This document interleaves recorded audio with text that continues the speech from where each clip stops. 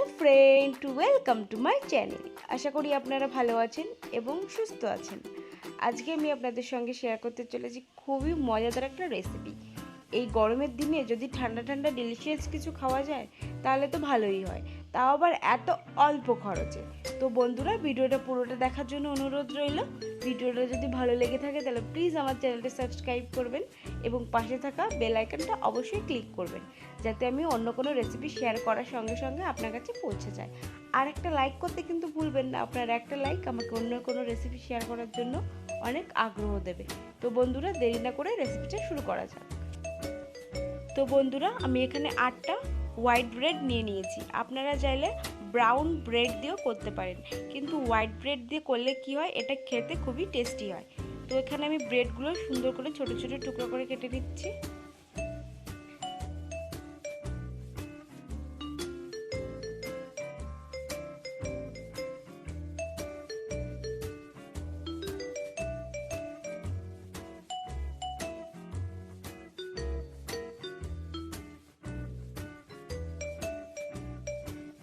আমি এখানে সবকটা ব্রেড সুন্দর করে ছোট ছোট টুকরো করে কেটে নিয়েছি। এবার আমি একটা কড়াইয়ের মধ্যে সামান্য একটু সাদা তেল দিয়ে দিলাম। তেলটাকে ভালো মতো গরম করে দিতে হবে। তেলটা গরম হয়ে গেলে ছোট ছোট টুকরো করে রাখা ব্রেডগুলো আমি দিয়ে ভেজে নেব।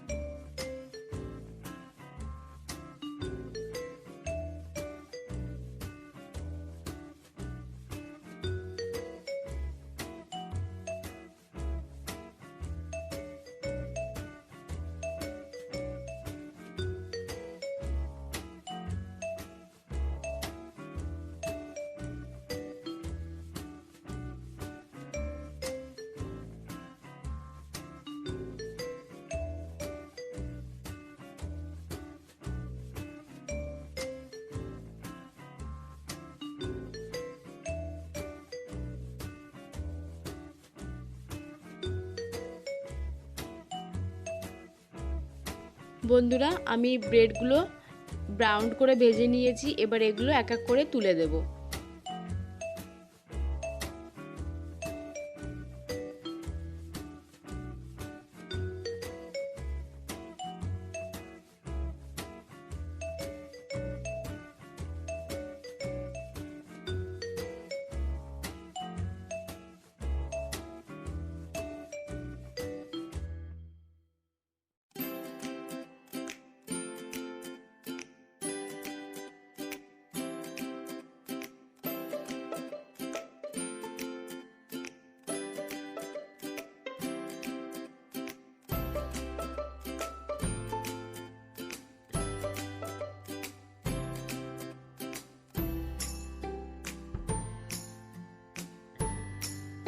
তো বন্ধুরা, আমি এখানে সবকটা ব্রেডই ভেজে নিয়েছি। আমি কটা ব্রেড একটু ব্রাউন করে ভেজেছি আর কয়েকটা ব্রেড হালকা করে একটু ভেজে নিয়েছি।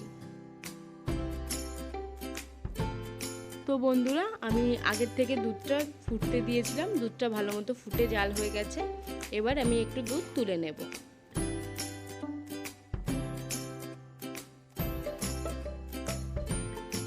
এবার এর মধ্যে 50 গ্রাম মতো চিনি দিয়ে দুধটাকে আর একটু জাল করে নেব।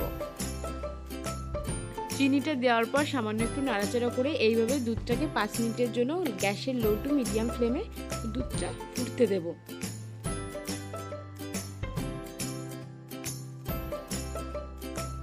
এবারে এই তুলে রাখা গরম দুধের মধ্যে 2 চামচ কাস্টার্ড পাউডার দিয়ে দুধটাকে ভালো করে গুলিয়ে নেব।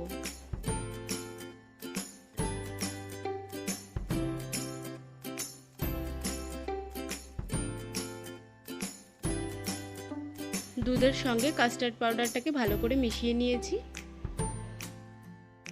দুধটাকে 5 মিনিট ধরে জাল করে নেওয়ার পর দেখুন চারপাশ দিয়ে কেমন দুধের সর জমে গেছে। এবার এটাকে হালকা একটু নাড়াচাড়া করে নেওয়ার পর গুলিয়ে রাখা কাস্টার্ড পাউডারটা দিয়ে দেব।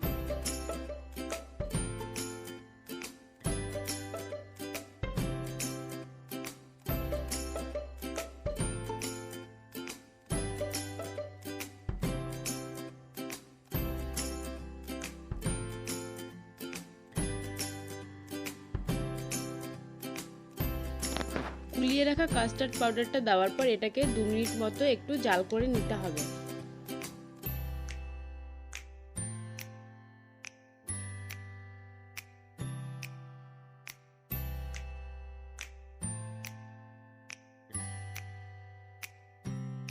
দু মিনিট ধরে ভালো করে জাল করে নেওয়ার পর এর মধ্যে ভেজে রাখা ব্রেডগুলো দিয়ে দেব। ব্রেডগুলো দেওয়ার পর এই দুধের মধ্যে ব্রেডগুলোকে 2 মিনিট মতো একটু জাল করে নিতে হবে।